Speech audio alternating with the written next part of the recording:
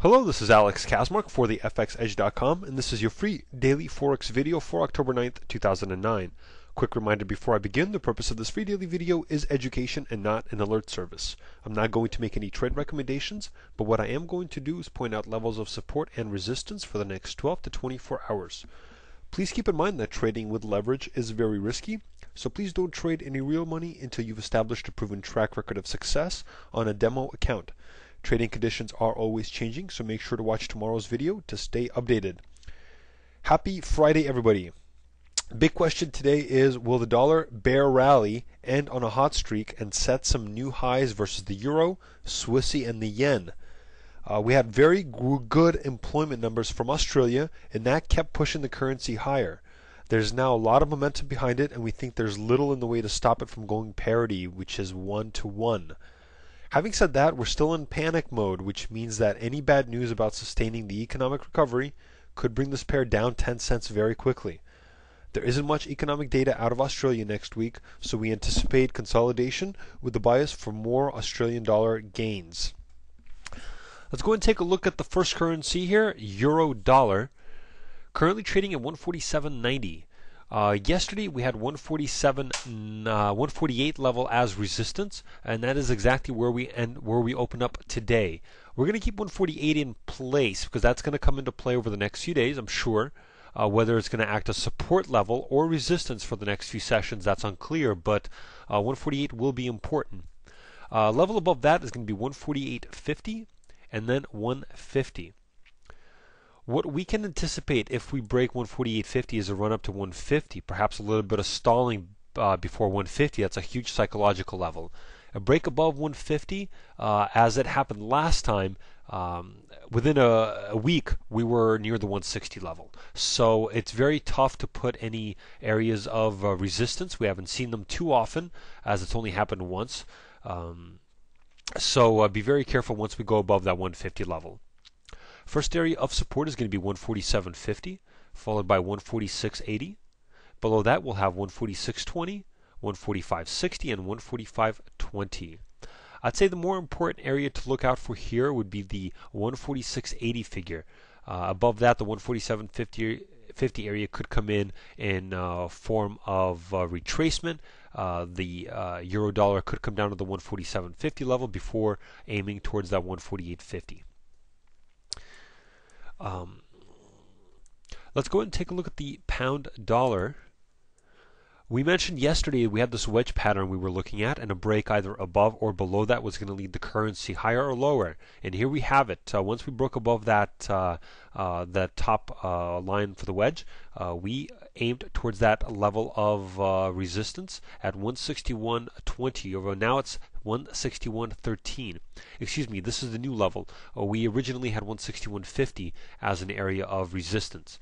Having set that recent high, which matched this wick high, we can now look at 161.13. Probably 161.20 would be more accurate as the first level of resistance.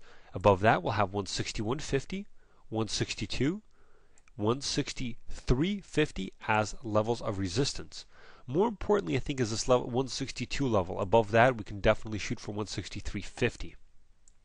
First level of support is now going to be that 160.60 area. Excuse me, 1 second, I apologize. This 160.60 level is not going to be an area of support just yet, and might come into play over the next few days now that we've broken above that level. But right now we're going to keep support at 159.88 or the 160 level. We can also look at 159.80, 159.50, and below that we'll find 158. Below 158 is going to be 155 or 153, but those are way too far out now, and looks like the pair is going to head higher. Next up, let's take a look at the dollar Swissy, currently trading at 102.60. First level of support could be found at 102.40. We saw that yesterday. Below that, we'll see 102 even. And below that, we'll find support at 101.30. First level of resistance for the dollar could be found at 103.20, followed by 103.50, 103.80, and 104.50. Above that is 105.50. Not to worry about that 105.50 level. We do anticipate more dollar losses if we close below this 102.40 level. As a matter of fact, we don't even have to close. As long as today's candle breaks below that 102.40 level and stays below that level for the majority of the session, we could see further dollar losses to come. Finally, let's go ahead and take a look at the dollar yen, currently trading at 88.20. One thing I'd actually like to say about the Swissy, we have to recall that the Swiss National Bank has intervened in the currency markets before to support, to keep the Swissy from appreciating too much. You have to keep that in mind when trading this pair, because at any point we could lose 1 to 2 cents very easily just on any news that the Swiss National Bank has intervened. Okay, let's take a look at the dollar yen, currently trading at 88.36.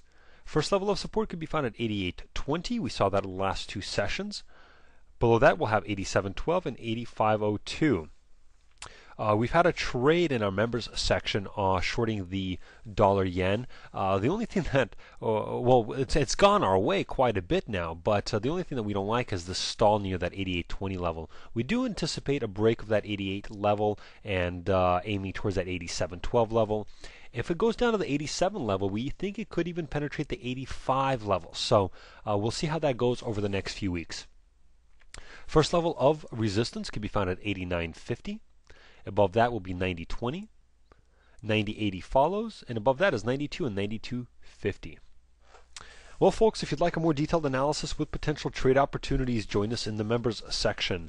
This has been Alex Kaczmarek for the FXEdge.com free daily Forex video for October 9th, 2009. And until Monday, good luck trading.